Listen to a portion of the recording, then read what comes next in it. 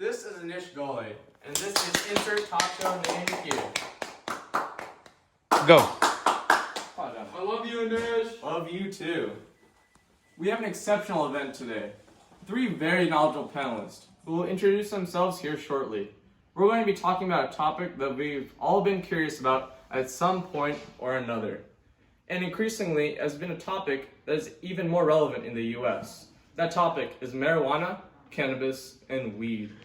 Our goal for this panel is to simply educate you on what marijuana is, what it can do to you, particularly what applies to its effects on the human brain, and its harmful effects that it can have on your life. We want to talk about some of the benefits of marijuana as a medicine, perhaps an alternate form of drugs. At the end of this panel discussion, you will see a link for an online pop quiz for marijuana. There's 10 multiple choice questions, most of which we will hope to be discussed today. As you requested to take this quiz, we will automatically enter you to win a $50 gift certificate for Amazon to buy anything you want to buy, and that is legally attainable. So, over to our panelists.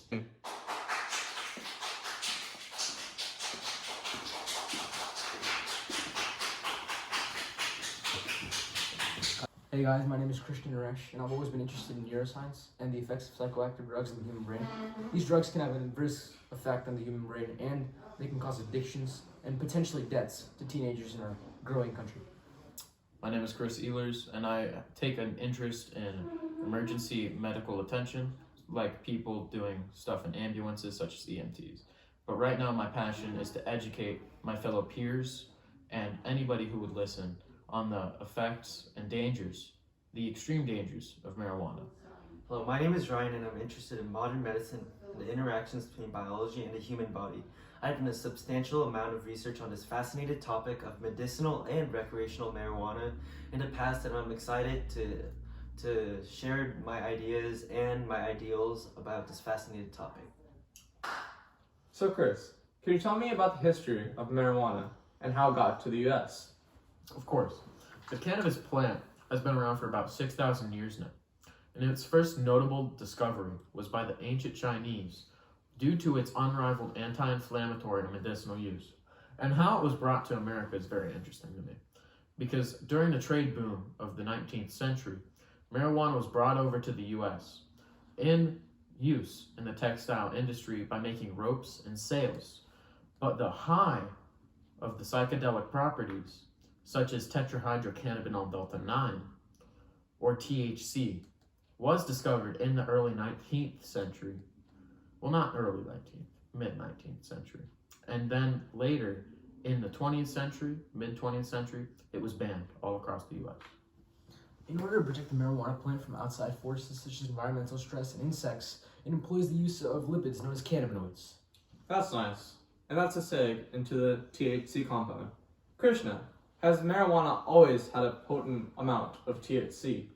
Well, not all marijuana has THC in it, and there's also medical marijuana, which can be used for good things. But for marijuana to be addictive, it needs to have a certain amount of THC in it, which is the compound that actually causes our brain to release dopamine. But marijuana's THC compound hasn't always had such a high percentage of potency in it. For example, it's increased approximately 8.4% in the last 20 years, and if it increases that much in the next 20 years, it's bound to be potentially fatal. Ryan, how does marijuana, or more importantly, THC, affect the brain and human body? When the THC is ingested, it binds with the cannabinoid receptors in the brain, causing drowsiness and, more importantly, the release of dopamine, which is the reason why it can be addictive. So Krishna, oftentimes when kids start smoking cigarettes or drinking alcohols in their formative teenage years, these serve as gateway drugs, often to more dangerous drugs. So, will marijuana be a gateway drug?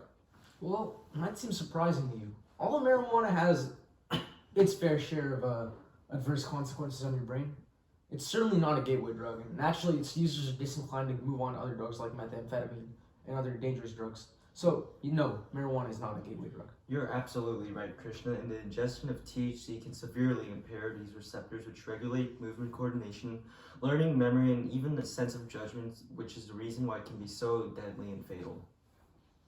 These effects on the brain are heavily increased the risk of vehicular crashes and other accidents that can easily be prevented with restrictions on marijuana use.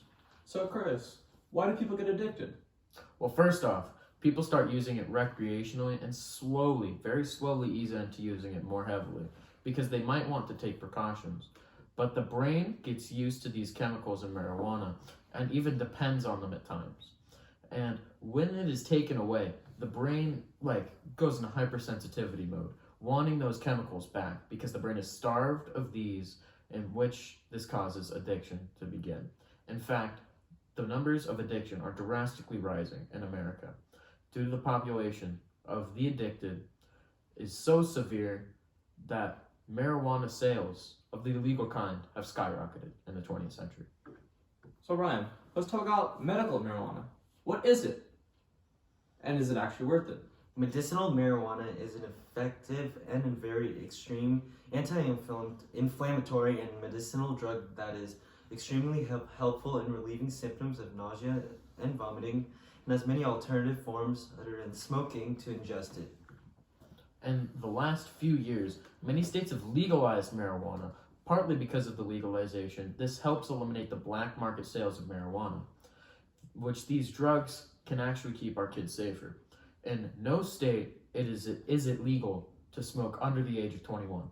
And in no state is it legal to do this drug at all under the age, because this can stunt growth very badly. But this can also help educate our kids and the next generations on the safety of marijuana. So, how do you think the misuse of marijuana has affected our country as a whole? Well, usually the people who misuse marijuana are uneducated about its effects, and they haven't had that education or that exposure to what it can do to your brain and the release of dopamine and all the scientific aspects of it. So usually people who take marijuana are either from a hard financial situation or they just don't know about it, which is why most kids today don't know about it, and which is why the marijuana sales are increasing. But what we need to do to help these kids find out about marijuana is speak up, obviously, and the only way we can do that is by spreading more of these kind of talks and showing them to kids all around America and hopefully all around the world one day. Yes, and the percentage of THC or tetrahydrocannabinol delta 9 in confiscated marijuana samples has increased 8.4% in the last 20 years. And the number is expected to rise more in the next 20 years. This could cause great potential harm and even death for our budding young population. And its effects being so drastic and being just so adverse in general, we can't have that happening to kids today, so Indeed.